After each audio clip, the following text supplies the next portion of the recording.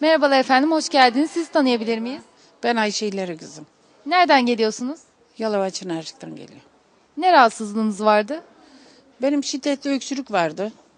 Hamdolsun Allah'a o öksürüğüm kesildi. Ne kadar zamandır vardı öksürüğünüz?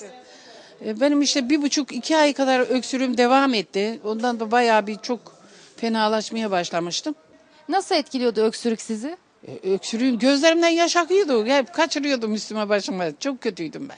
Bitkisel ürünleri ne kadardır kullanıyorsunuz? 3 ay kullandım. Ne gibi faydalar gördünüz? Ne gibi faydalar? Eskiden yürümem de evden dışarı bile çıkmak zor geliyordu bana. Şimdi biraz yürüyorum Allah'a şükür eskiye göre. Bir de öksürüğüm kesildi. Ben ondan başka da bir şey şu anda yok. İnşallah daha da iyi oluruz. Ne diyelim, yapacak bir şey yok. Allah razı olsun ondan da sizlerden de yavrum.